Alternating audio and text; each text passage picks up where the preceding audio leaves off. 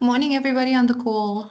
Welcome today. If there are any issues, just let us know in terms of tech or sound. If you're not hearing us, please just pop a message in the chat, in the Q&A, so we can just look at that.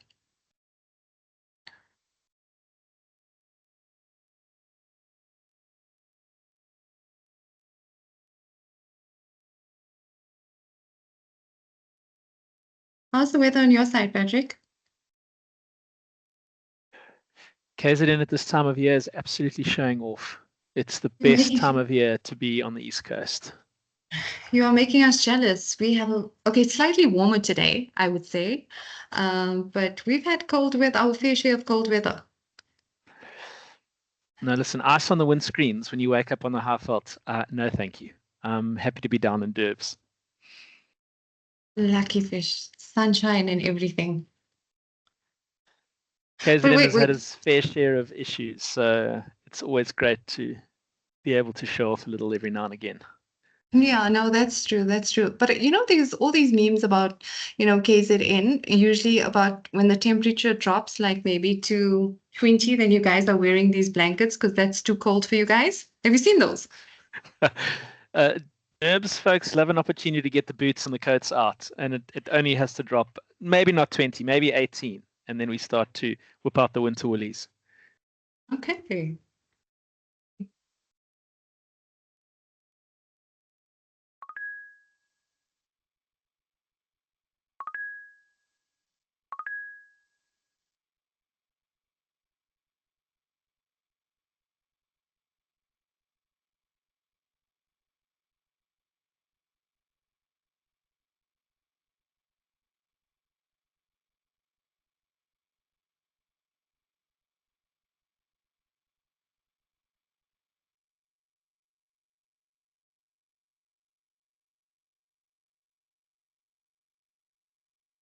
Morning, everyone. Thanks for joining us.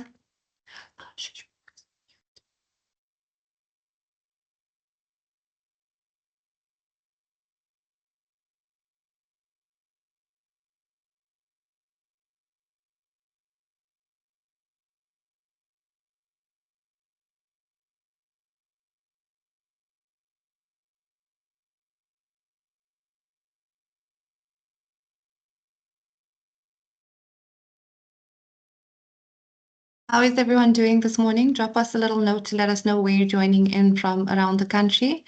We are in Joburg. It seems to be a little warmer than what it's been in the past few days. How is everyone doing this morning?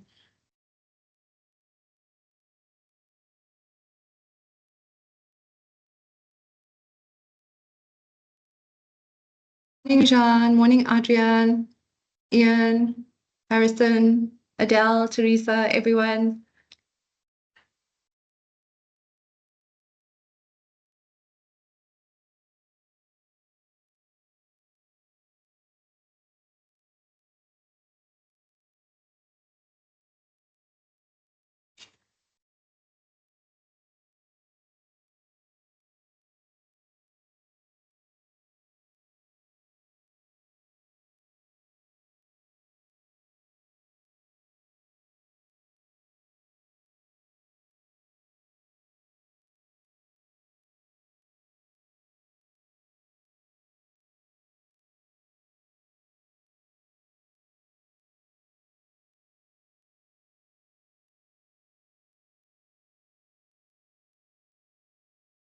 Good morning, everybody. Thank you for joining us this morning. We're just going to give it another minute to see if there's anybody else that's going to join us, and then we're going to actually kick off today's session.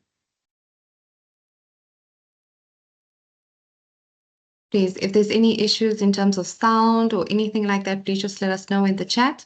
If you have any comments or have any questions, please do also pop them in the chat and we'll try our best to answer them. If there's anything we can't get through in the session, we'll make sure that we actually pop those responses to you after the session.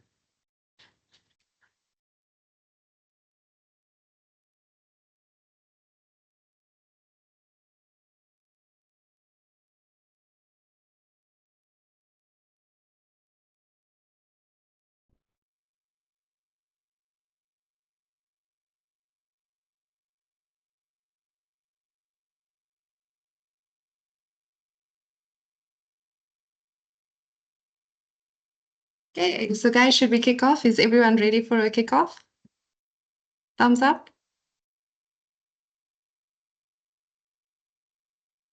I see Taton is ready. Taton is here. Okay. Okay, good morning, everyone, and welcome, and thank you for joining us for today's iTOOsday session, in which we discuss climate change and the impact for all interested parties. I'm joined by our experts joining us all the way from KZN. We have Patrick Forbes and Taton Buras, both of whom are directors from Garlics and Billsfields, who I will actually hand over in a bit, and they will share their views on today's topic. So today's topic is meant to be an informational session, looking at where we are today and what we should be considering as we navigate the road around climate change. So a decade ago, climate change law largely centered on compliance with environmental, natural resources, energy, and planning regulations. Now, unless you were a company that was a fossil fuel producer or a consumer, the potential for climate-related claims may have seemed remote. And even then, the prospect of a loss in a court may have seemed unlikely. That was then, and things have changed, as you know, over the years. And now there's new regulatory frameworks that have been enacted all across the world. So an interesting database to check out is the climate change litigation database. So on that database, what you will find is that there have been over 230 climate cases across 55 countries that have been filed, and this is in 2023 alone. So one example I can give you is that of a New Zealand case, which is referenced as Kapiti Coastal District. And this case basically related to the communication of coastal hazard risks to property owners, which entailed issues like sea level rise, floods and erosion. Another very interesting matter that you may come across on the website is that of Greenpeace versus France. And this is related to the famous Louvre Museum and whether a public institution had abused its power by not responding to and implicitly refusing to disclose administrative documents relating to its partnership agreements with an oil and gas company. Claims, according to the database, range from breach of regulation to breach of contract to human rights violations to securities frauds, with various defendants ranging from a variety of economic sectors. And this is from energy, agriculture, forestry, industrial production, aviation, shipping, finance, and housing. What these cases are actually demonstrating is a growing trend in climate liability litigation. As plaintiffs seek accountability from corporations for their environmental impact, such legal actions around the world are shaping the discourse on liability for climate change and pushing for more robust corporate environmental responsibility. To keep in mind, with the increasing governance and strategy out there, there are implications and consequences for everyone. So without much further ado, I'm going to hand you over to Taton and Patrick. Welcome to you both. Thank you for making time for us today to discuss this very interesting and topical topic. Thanks so much, Nadia. So I think that I'm going to kick off. As you know, I'm joined by Patrick, my colleague, and the great thing about us both doing this presentation is that it's more of a discussion, largely because the jurisprudence for the legislation in this space, particularly in South Africa, is still novel. And all over the world, Nadia touched on it, there are cases that are coming through in terms of holding directors liable for their commitments to climate change and or their failure to disclose certain elements in terms of the environmental pollution and contribution. But in South Africa, there's still legislation being developed in order to impose obligations on companies and people and consumers and everybody at large, because we're all contributing ultimately. The nice thing about having Patrick and myself here is that you get sort of a view from two different aspects of law. Patrick is a director in the litigation department, and so he's constantly fighting everybody, and so you'll get a nice view on a litigation perspective and liability perspective in terms of claims. And then from my side, I'm in the commercial department, so more about getting everyone to go together and making the economy turn. But with that, it also means dealing with businesses and from a compliance level in terms of within that governance structure. So it's a sort of great sort of two different aspects. So we're going to start off with what we had to talk about, and that's climate change and the liability impact on insurers, and obviously what that also means for you as brokers. I just got a little quote from Francois because we're on a first name basis. He's the former president of France, and he was pivotal in really pushing for the Paris Agreement, which South Africa is a party to, and that lots of countries are party to, and that's one of the main sort of international agreements that are pushing countries all around the world to implement legislation to combat climate change and reduce carbon emissions. And he has a great quote, and he said, "We have a single mission, it's to protect and hand on the planet to the next generation." And I think that really sums up this presentation quite nicely from the get-go, because ultimately, if we don't have a planet, we don't have businesses, we don't have people, we don't have animals, we don't have anything. And so it's a huge responsibility on all of us. Patrick, I don't know if you want to jump in and say anything here. Yeah, T, thanks. Yeah, what we're really hoping, and thanks everyone for tuning in. It's always a hell of a daunting prospect to hop online and see that there's like 1,000 people, which is pretty scary. But T and I will try and guide you through today. But what we're hoping is to try and ground, I think, what is quite a high level issue. I mean, it takes headlines, you read about it all over the show, but it's like, well, what does it actually mean for my day-to-day life? Because, I'm just trying to get on with what I need to do. And what we're hoping that today's presentation will do is take that high level kind of waffly, airy-fairy stuff and ground it into some practical examples of how it impacts us and how it impacts you and how we can do business better. And how you can provide a better service to your clients at the end of the day. And if you can take away even 5 or 6 things that you can perhaps put into practice, then we will have hopefully done our jobs today. Tatin's done more than her fair share of the heavy lifting here, so I'm going to try and add value where I can. But otherwise, T, can I throw it back to you to carry on there? Yeah, sure. So I'm going to first start with quite a nice little video, because often people throw this term climate change, we need to combat it, but what does it actually mean? What is climate change? So I'm going to just pop on a video here, and I just thought that this was the easiest way. Okay, the sound is sharing. Everyone's talking about climate change, but what is our climate, and why is it changing? Our climate is the Earth's normal weather over a very long time. It usually takes hundreds or thousands of years for the climate to change, but recently, our climate has been changing much faster. All these changes make life harder for our plants, animals, and for people around the world. And the biggest cause of climate change is humans, including you and me.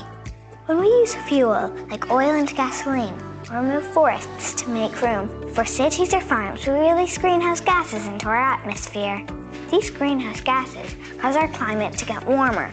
Normally, when the heat from the sun warms our planet, some of the heat reflects back into space. But greenhouse gases act like a big blanket, holding some of it in. This extra heat can cause all sorts of problems for our planet, and the plants, animals, and people who live here.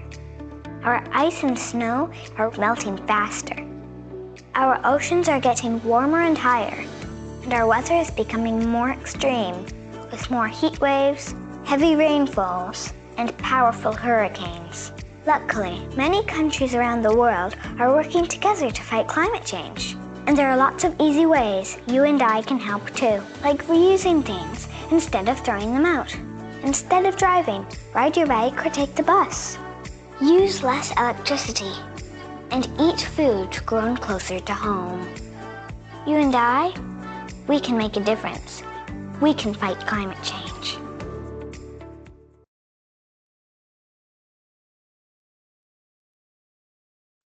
Okay, so I just thought that was a really cute little video and introduction into climate change, and also touched on a few aspects that we're going to deal with in our presentation today, and that's actually in terms of businesses, the disruption of supply and how climate change actually affects that.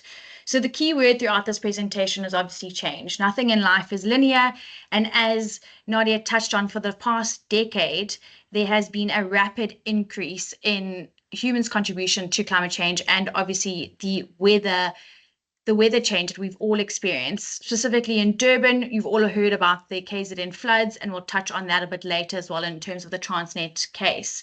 So because of this shift and this change, there's also been a lot of pressure that's been put on an international and a local level for how we're going to combat this change.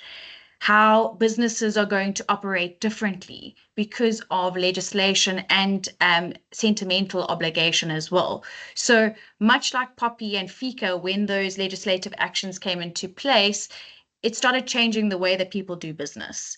And climate change is going to be no different. We'll also touch on how it's affected liability in terms of businesses and how insurers are dealing with that, and what steps insurers can take to mitigate and to contribute.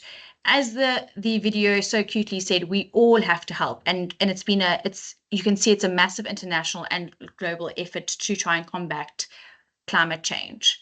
So we've said that it's the long-term shifts in temperatures and weather patterns, and these shifts affect our lives in various ways, such as water. So water resources, especially in South Africa, 80% of our land is agricultural land, and so 80% of our businesses are agricultural businesses. And so from an insurance perspective, you need to look at whether those are prone now to drought where prior they weren't, or heavy rainfall and or effects as well the workers going to actual work, and whether that's going to disrupt that supply. In 2024, we also saw in KwaZulu-Natal, Eastern Cape, they were recovering from a weekend of extremely unusual weather events where there was snow all over the parts and that of the country, and that actually affected business supply in the sense that some of the workers weren't able to go, the trucks and logistics weren't able to supply raw materials and the like. And so we definitely see a shift in our world and in the way that people do business. It obviously affects our food, that coupled with the agricultural example, and that's in terms of, you know, growing food and the supply of food and infrastructure. And that is also looking to the Transnet case, which we'll focus on. And that's really about how the weather changes affect the infrastructure and cause damage to businesses, which will result in obviously liability claims. So we talk about how there's been a progressive shift in how businesses are expected to conduct and operate. We saw about 10 years ago, there was a sentimental and moral obligation for a lot of companies to be sustainable and environmentally friendly with different policies. Now, if you're a listed company and you are and you follow the King's 4 report, you have to have certain environmental disclosures. You have something called ESG policies, which is environmental, social, and governance policies, and it's part of how you should do governance as a business. And so there's definitely more of a change into imposing obligations on different companies. If you're not listed, there are obviously more sort of social aspects that you need to think about, and that's consumer pressure about and foreign investment. So huge drive for foreign investment to look at your sustainability. There are also various different acts that have come into place, which we'll touch on at a later stage. So I've spoken about the internal and external pressure. So companies are obligated now to comply with a wide range of environmental laws, and the obligations such as the National Environmental Management Act number 107 of 1998, and that instills different sort of liabilities and obligations such as the duty not to pollute, and I'll get to directors' liability later on. But as a country, we have a constitutional right to a free and not harmful environment. And so that's where it ultimately stems from.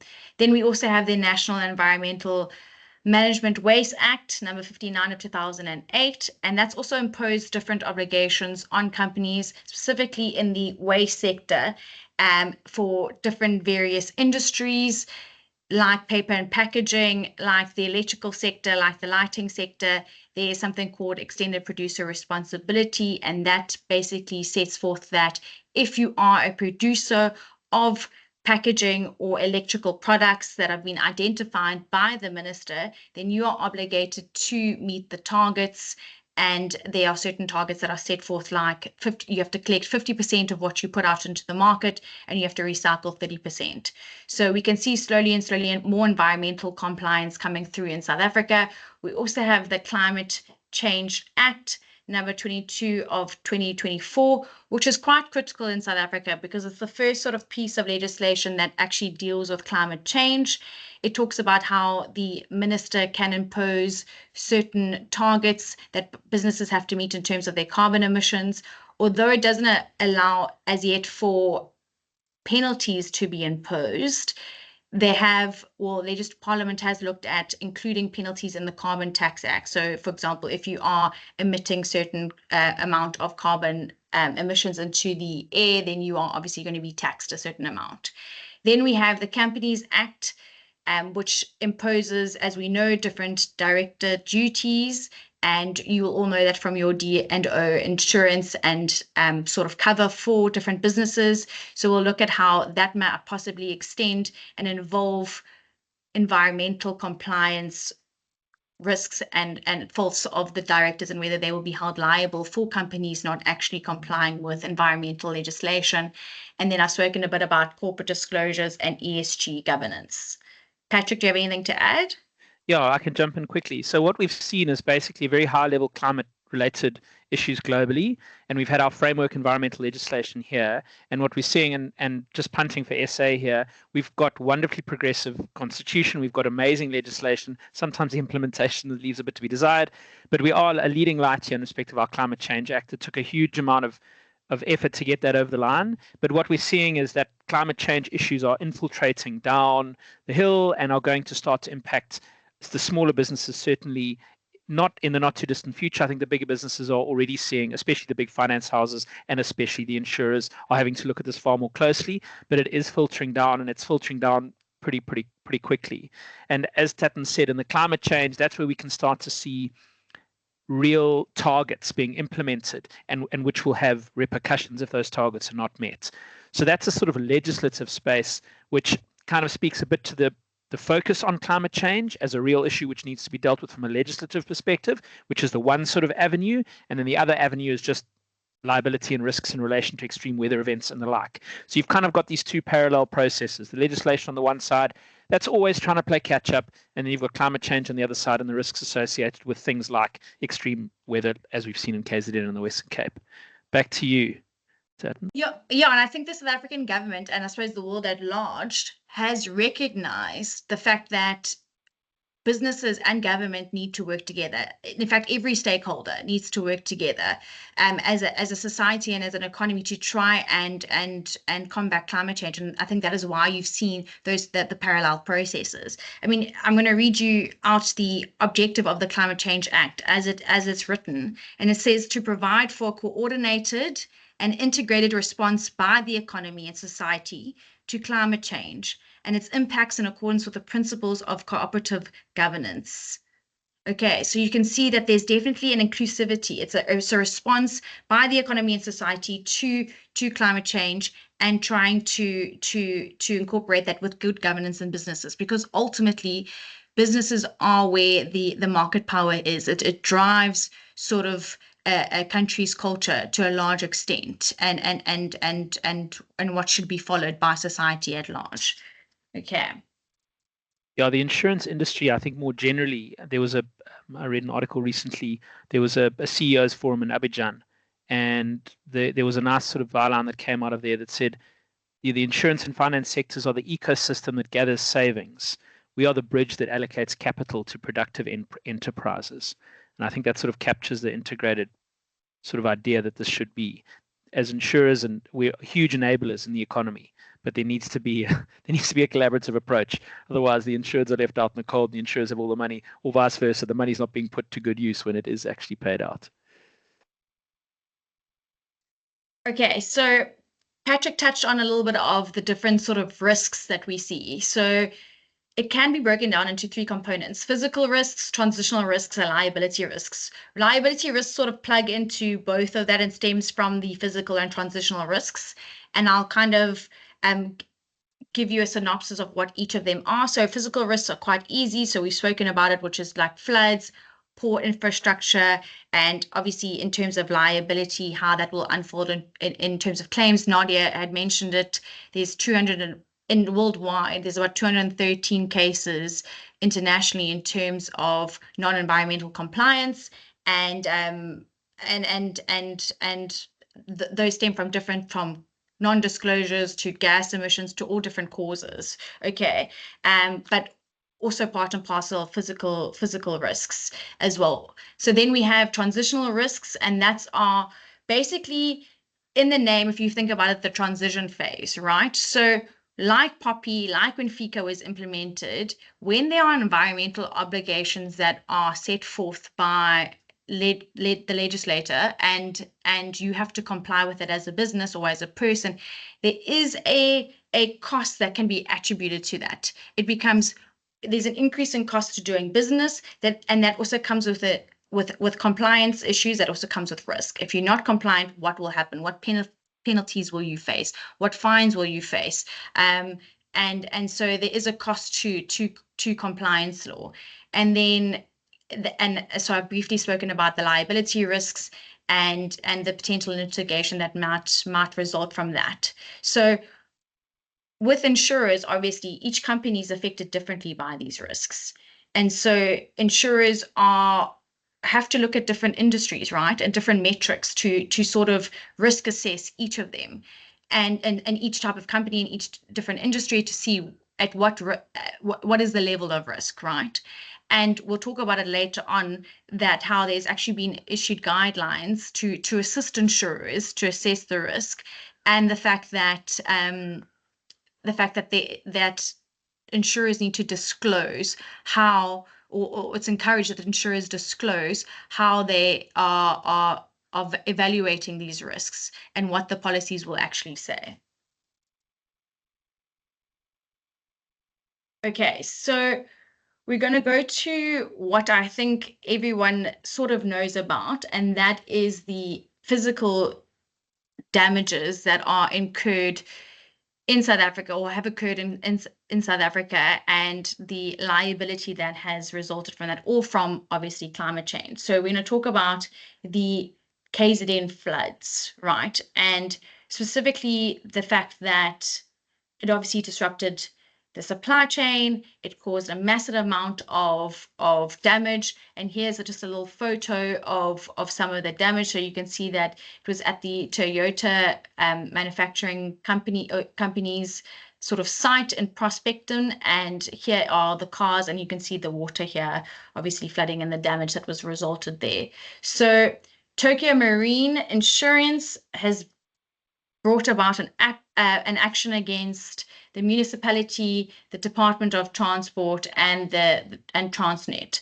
Basically, what they've said is that they've paid out 6.5 billion rand, 4 billion rand for repair and reinstatement, and 2 billion rand for business interruption. Okay, business interruption is probably what we will mostly see in a lot of the SMEs of smaller businesses. But this was basically paid out to Toyota as a result of the damages, and the insurer has said, okay, well, we've paid in terms of our insurance and in terms of the policy, we've paid our client, and as the insurer gets to claim on behalf of, as if it was the client, and as if it suffered the damages, as we know.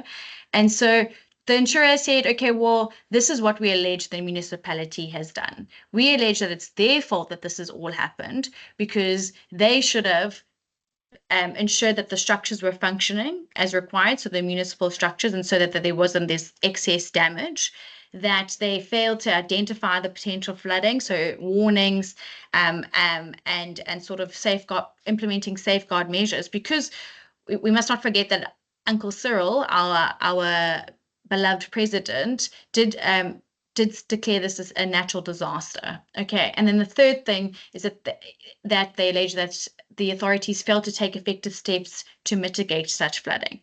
So said, okay, well, we've paid, but you need to be, the municipalities, you need to be held accountable for the fact that you haven't done anything to assist with the repercussions of climate change, and or ensured that the community at large and the public at large are not going to be affected. So now why must we pay as the corporation for things you should have done? Tatin, if I can just jump in there. Yeah. I think what this case speaks to is, obviously the municipality is not responsible for the climate change and the floods that took place. But if we take the municipality as an example of an insured, and in this case, it wasn't the insured, it was Toyota that was the insured. But if the municipality has an obligation, as any insured may have an obligation, to mitigate risks, what did the municipality do or not do? Now, in the municipality's example, it's obviously the vanguard of local development. It's responsible for the stormwater infrastructure. It's responsible for the roads. It's responsible for flood risk mitigation. It's got a whole lot of responsibilities. And has it met those responsibilities? And this claim, obviously, the Tokyo are saying, well, you didn't do what you ought to have done, and therefore you're responsible for the loss. Now it gets very difficult, because at what stage would the infrastructure have managed the flood or have not managed the flood? And of course, that's a very difficult exercise to do. But if one looks at it at a very practical example, we know the weather's getting worse. We know we're going to have more frequent storm events. We've had rather strange tornado type things pop up in areas like Belito and Stanger and Kwadukuza. So these events are going to happen.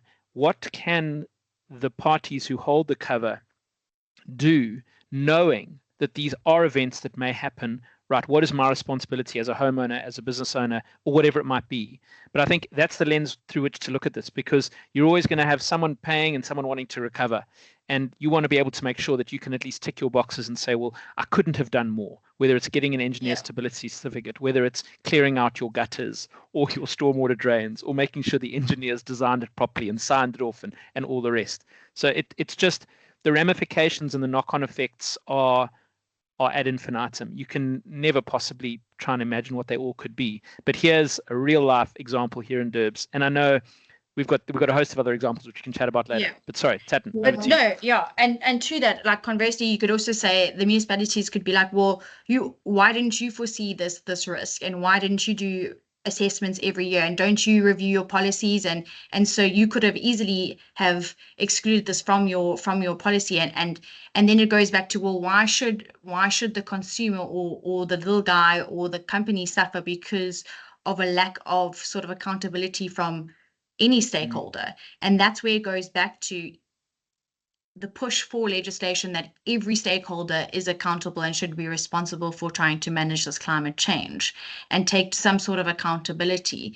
And we're going to look later on as to why it's so important as the broker to disclose to your client the policy wording and the risks and what they need to be. And I think Patrick was touching on it. Is and what your client should be doing in order to safeguard themselves in terms of risk. And you know what, guys, I'm just going to jump in here. I think when you think of something going wrong, especially when it comes to such catastrophic events, it's huge. The impact of something happening is quite severe. And like you said, it has a knock-on effect. If I have to think of a catastrophic event, if you think of the LA wildfires, I saw a report in April. If you look at what insurers paid out as at end of April, that was $12.1 billion US. Now, if I do the conversion on my calculator, my phone won't be able to handle the numbers. So I'm just going to actually post the conversion in the chat just to give you what the 12-figure digits look like, because I'm too embarrassed to actually recite out the numbers, as I'm afraid I may mess it up. But the implications of something like this are quite severe if you had to think about it. And I think the wildfires example is a good one, not because we've had that in the Western Cape, not to the extent of the level of damage that you've quoted there. That's just astonishing. But we've had wildfires in the Western Cape, and fortunately, I think the damage has been mitigated and controlled to some extent. But it seems almost inevitable that one of those runaway wildfires will do damage, a considerable amount of damage.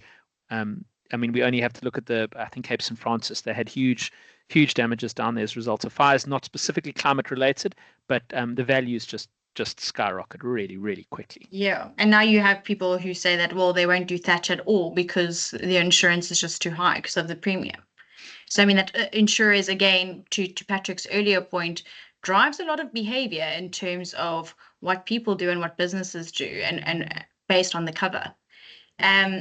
Okay, so it's just some key considerations, really, because this case hasn't gone to court as yet. And so we are still going to see what actually happens.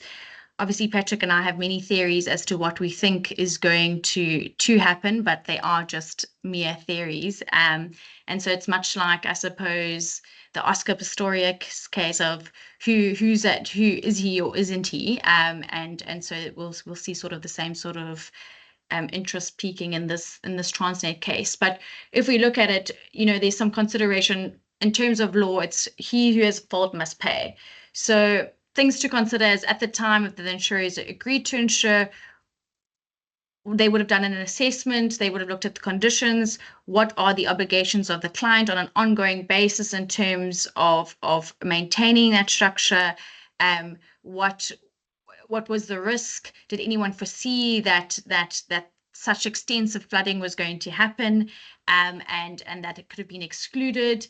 And then also just the different implementation of government policies can lead to stranded assets in carbon intensive industries. So, moving aside from the Transnet case, things to consider is that with this change in legislation from an environmental aspect, and we're moving away from fossil fuels and stuff like that, businesses are going to close down. There might be assets that are left open, barriers for commercial investments. We already saw some internationally Shell being barred from certain explorations, and we also chatted a bit later about another case where the approval was actually overturned for the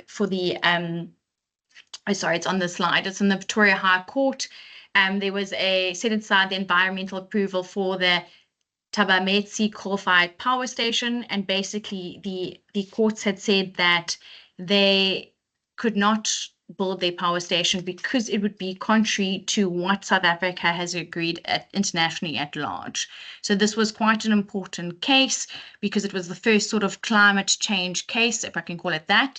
And it also emphasized that although we don't have in South Africa, I'm going to use the word concrete sort of legislation pieces as yet, which impose heavy obligations on companies to be environmentally compliant, the case set forth that courts are looking at international agreements, international pressure, international sort of guidance as to what South Africa should be doing, and said that we're not going to allow this plant to be built because it's contrary to what we have promised as a nation to do.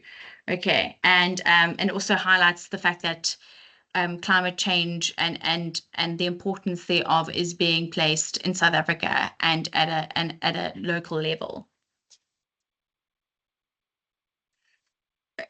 Pete, do you have anything to jump in? No, all good from my side. Okay. You're racing along there. Okay. So then we have, are we helpless? What should insurers do? What sort of considerations should insurers be looking at when brokers?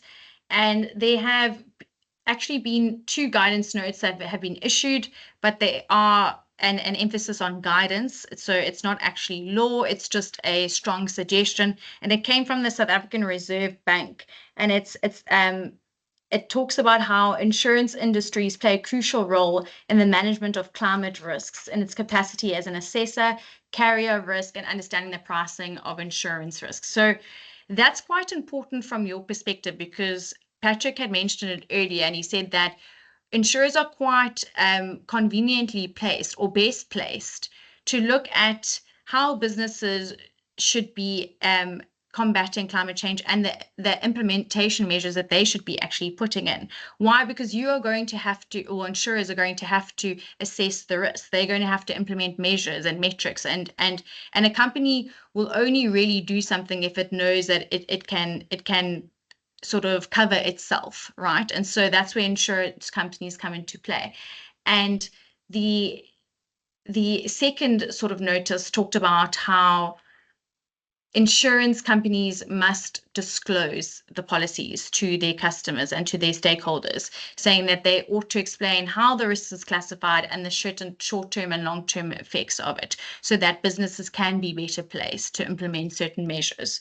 So that was quite interesting to see that there are sort of movements towards possibly developing specific climate change policies, and it not just filtering onto some other policy that's already been that's already been developed. Yeah, just jumping in there, the problem that you often get is you have these wonderful guidance notes, and if you go and read the guidance note, you'll fall asleep in 2 or 3 minutes. But if you actually manage to get to the end of it, it's all wonderfully drafted and it speaks about all these lofty goals, but it's really hard in practical terms to translate those guidance notes into on the ground, practical, easy to achieve steps or advice to give. But at least if you have the chance to have a look at the guidance note, you'll kind of see where the thinking's going about what the high level issues are. And I think over time, what you'll see is those guidance notes will translate into underwriters' thinking and policy wording, which ultimately translates into the type of cover, excesses, exclusions, and more conditions and requirements that are just slowly going to filter through. Ideally, you're ahead of the curve there, and so that you don't get faced with a snap decision where client is suddenly now having to spend unbudgeted amounts of money in significant proportions simply to maintain the existing cover that they may have had at the time because they have to implement X, Y, and Z. If you're ahead of the curve, then you've kind of mitigated your risk in advance, and you don't get these sort of surprise unbudgeted for expenses coming along that throw the cash flow out. Yeah. Basically, prevention is better than cure. So if clients already start to be aware of the fact that this is coming and that insurers are going to be looking at the different environmental aspects of businesses, then they can implement certain measures.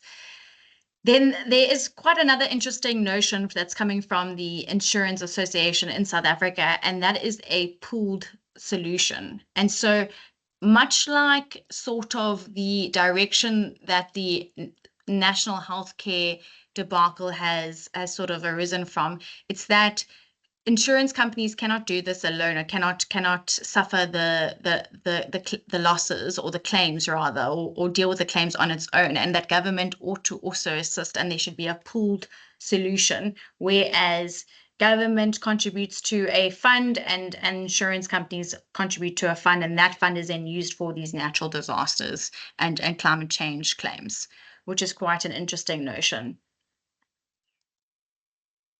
Okay, then we're going to talk a little bit about directors' liability. Can you have the guy there being like, who, me? Yes, directors can be held liable. So we know that from you, and obviously you're all very much familiar with your D&O liability cover. And so I'm not going to spend too much time on this, but just sort of tidbits. So we know that there's a common law and statutory duty for companies from the directors to basically act in good faith and the best interests of the company, to make necessary disclosures, to basically act in sort of at the same level of standard and care that another director in the same position would act. And there's different sort of assessments for each industry and each decision-making process. And often what happens is that the director cannot hide behind the company's decision and can what we call pierce the corporate veil. So imagine a veil. So you pull over the veil like a bride. Instead of kissing the bride, oh no, you're liable. So that's what happens on that perspective, is that you can't hide behind the board or company's decisions. If you made a specific decision and acted mala fide, so against the best interests of the company, then you will be held liable. So when we're looking at climate change, there are potential legal actions against directors, but this is obviously done on a case-by-case basis. So we're just going to look at certain examples. So in South Africa, we are yet to hold directors responsible for any climate sort of related issues, and that is solely because we do not have a specific piece of legislation as yet that talks about climate change specifically. We have our Companies Act that talks about the different duties, and if you breach that, then you can be held liable, which I've just spoken about. We've also got, in terms of NEMA, certain duties that are imposed on directors to not pollute and act in a harmful way against the environment, and they can also be held liable in terms of that, but nothing specific in terms of climate change and that. But we have an example for there was a mine disaster in Brazil. So internationally there are examples. So in Brazil there was a mine disaster in 2019, And because of this, it led to the share price dropping in the company Vale. Okay, and that's the company. It's called Vale SA or Vale SA. I think Patrick would make me say it that way. And then the Volkswagen Group, there was a claim in terms of the fact that they cheated on their air pollution tests. They said that their software only admits a certain amount of carbon while the vehicle is on, and that was a lie. And so they got penalized for that.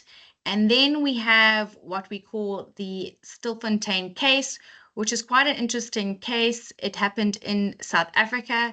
And basically, what had happened was that it was a gold mining company, and they had an order against them in terms of the water affairs and forestry, and they said that they had to comply with making the water clean and not polluting the water even more. They failed to comply with that, and so the court held them liable for that, and actually held the directors liable in terms of the company's law, and in terms of NEMA. Okay, so that was quite interesting, is that in terms of a NEMA that they were held liable for that. Okay. P, do you want to jump in? Was that the Blue Platinum case? No.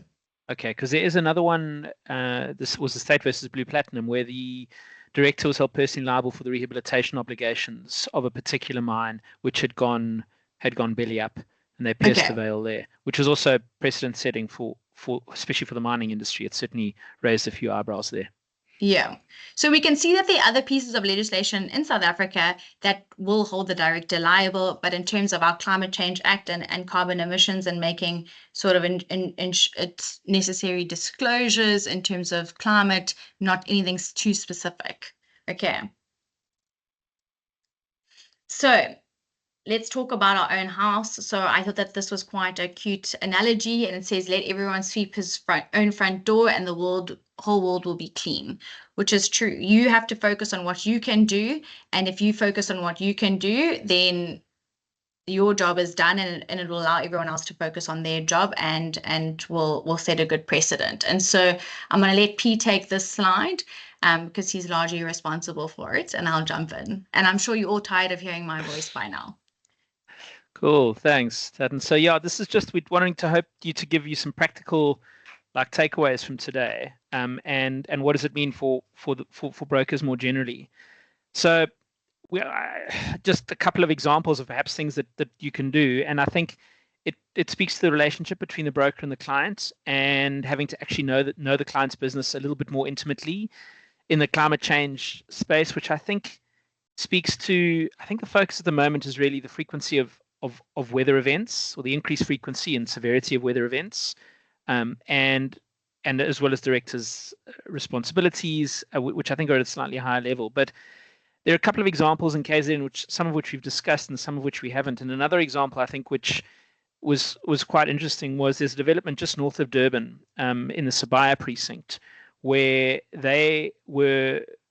It was old Tongaat Hewlett land that had been bought by a developer, and they had cleared it for the purposes of developing it. And no sooner had they cleared the vegetation away than the heavens opened, and of course that resulted in a massive amount of soil being washed off site, and Umdloti literally got buried.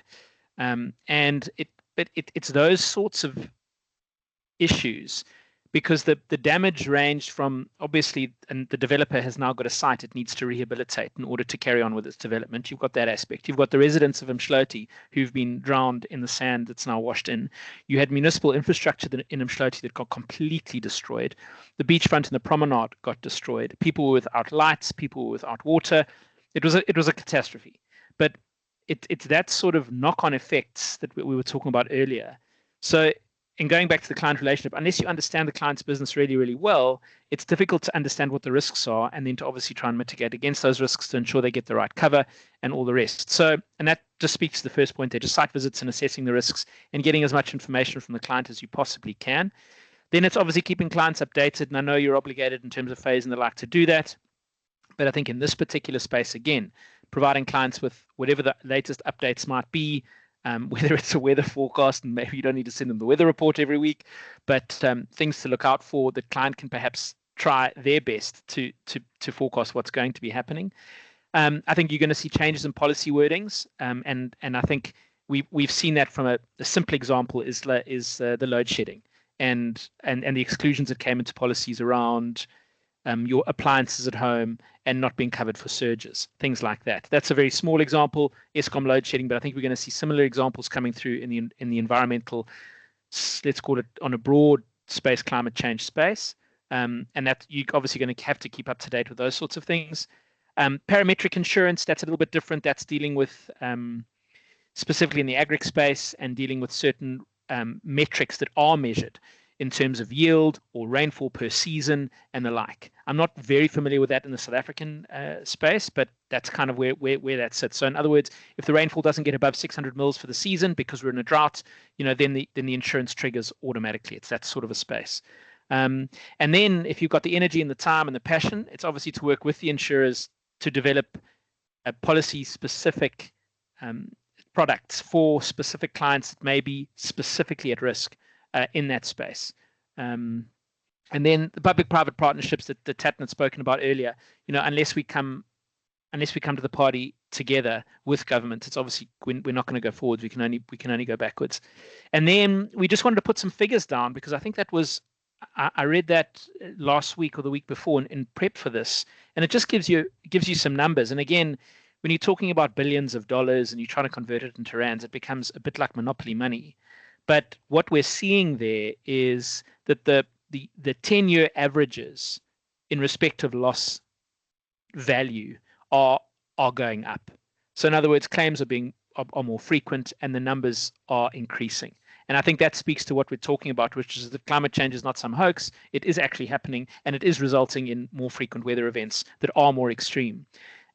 We were talking about, the myriad of issues, and it's not just floods. There's hail damage specifically in the agri industry, but also just for your vehicles.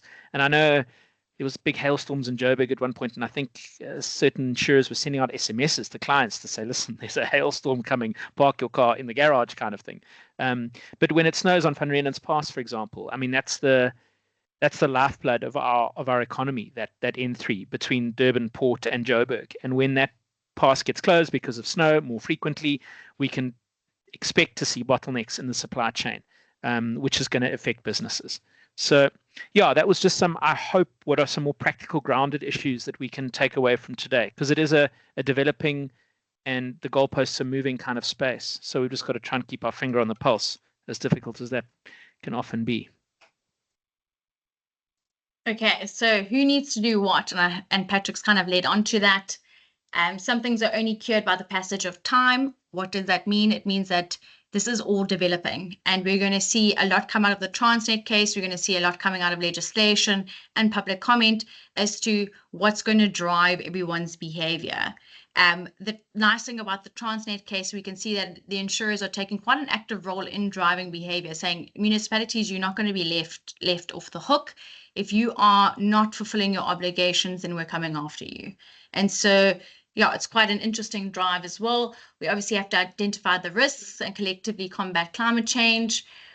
Why do people have insurance? Isn't that the question? And I said that earlier, is that businesses are going to only really venture onto things as long as they know that they are covered in some sort of way. And so if insurance companies start excluding sort of some areas because of climate change, then SMEs, the little guys, may suffer because of it, and should they suffer because of something that we are all responsible for. Then we have so that's just some food for thought, and then we're obviously opening the floor to questions. But before I do that, I've got another little video just so that you started off on a good note and end off on a good note, and not from just hearing our voices. Okay, and hopefully none of you have fallen asleep. Okay.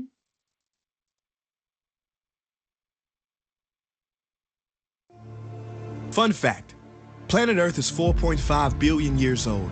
Mankind, about 140,000 years old. Let me put that in perspective.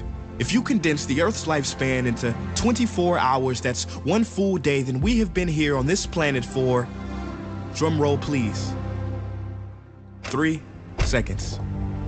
3 seconds. And look what we've done. We have modestly named ourselves Homo sapiens, meaning wise man.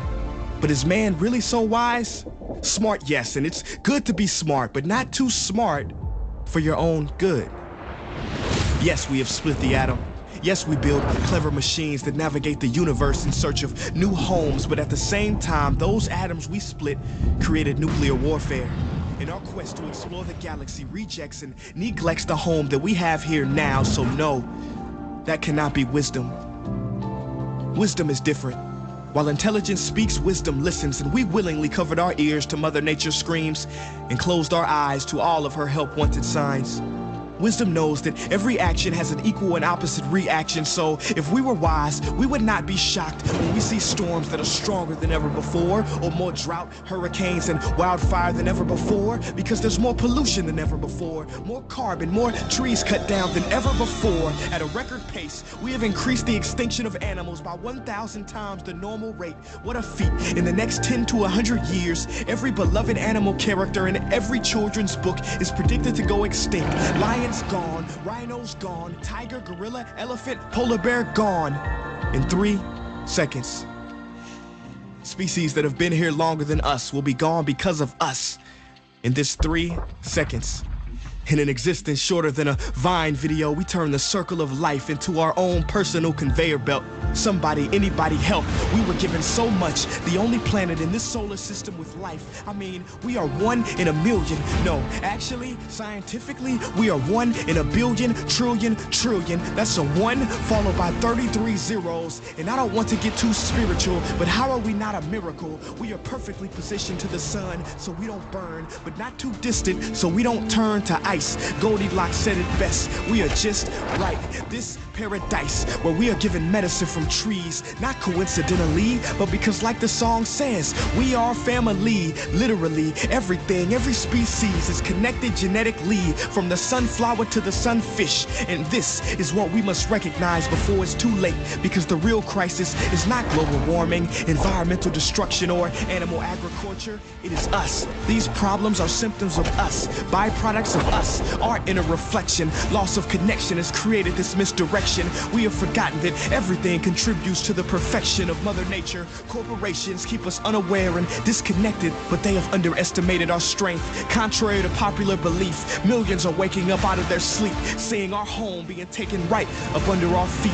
We cannot allow our history to be written by the wicked, greedy, and loony. It is our duty to protect Mother Nature from those who refuse to see her beauty. Call me crazy, but I believe we should have the right to eat food that's safe, with ingredients we can pronounce, drink water that is clean, marvel at trees, breathe air free of toxins. These are natural rights, not things that can be bargained for in Congress. See, they want you to feel powerless, but it has been said that something as small as the flutter of a butterfly's wing can cause a typhoon halfway around the world. Well, when enough people come together, we too will make waves and wash the world into a new era filled with love and connection, freedom for all without oppression. But it is up to you, yes, you watching this behind this screen, to make the effort, because time is of the essence, and only together can we make it to the 4th second.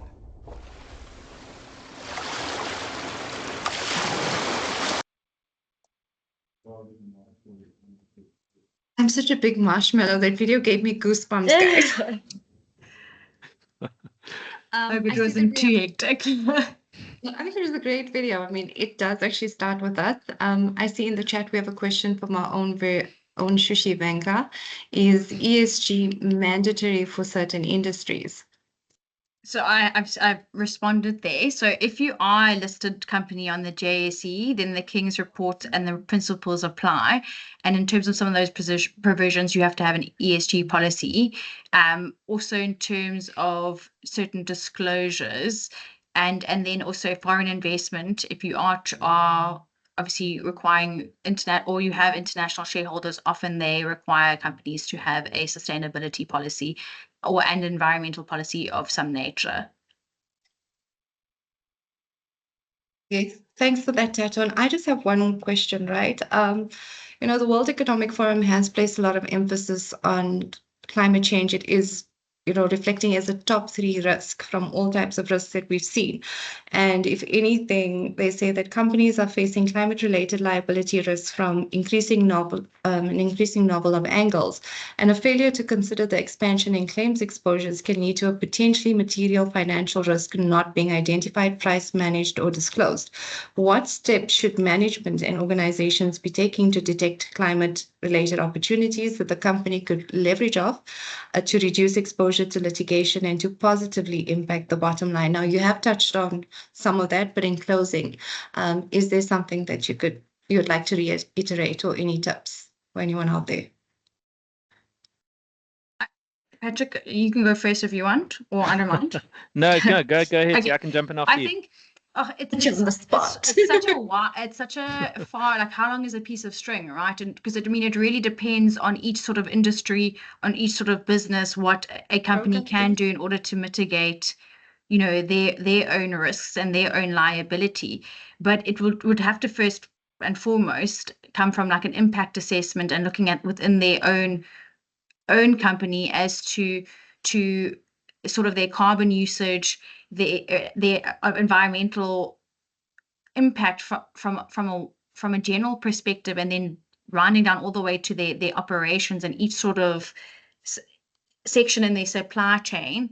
And so their impact outwards, and also looking, I mean, obviously you can go into environmental permits and stuff like that if you need those, but sort of, and then zooming out from their supply chain to sort of as holistically what they can be doing to mitigate any risks that they may face, from an infrastructure level to a supply chain level to if there are outgoing products, what that means from a consumer level.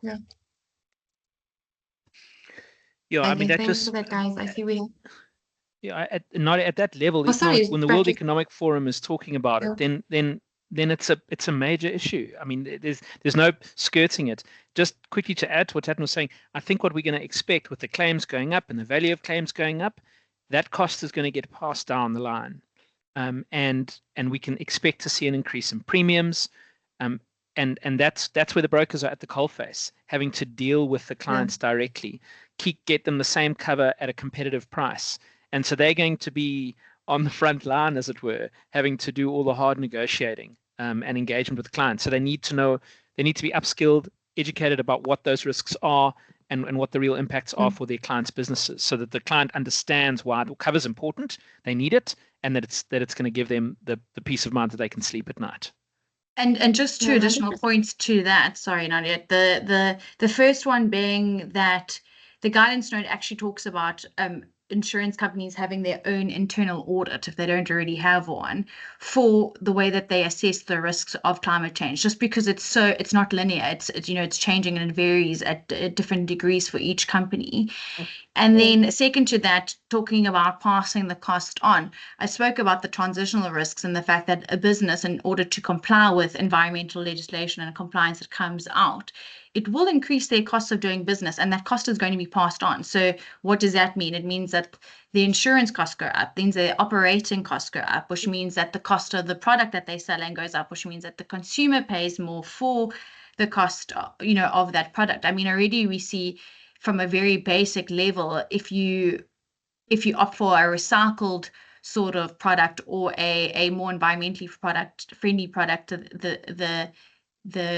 the pricing is different from a cost perspective. And that's so true. There is a knock-on effect. I see we have come to the end of the session. And thank you, Tatton. Thank you, Patrick, for your insights and sharing your very valuable tips. There is a public service announcement, guys. If you want to get your CPD points, please click on the links provided by Osiza Kela. It's very important that you do so. And in closing, thank you to everyone for joining the session. And right now I'm going to have my Miss World contestant moment, because I feel like what I'm about to say, I sound like the contestant answering the top 5 question. So I read something that was so interesting, and it said, what we do need is a mindset to recognize the full scale of climate risk, while maintaining the optimism that we can and will respond in a way to avoid and mitigate the risks occurring. We are both the species that has caused the 6th mass extinction, and we are uniquely positioned to respond to avert its worst consequences. The future of our planet is in our hands, and the way the current generation reacts will determine our ability to survive this mass extinction event. So that's it from us, everyone. Thank you so much for joining us. Until next week, take care, everybody. Don't forget to get your CPD points and click on the links, and have a good afternoon. Thanks, guys. Take Thanks care. so much. Cheers all.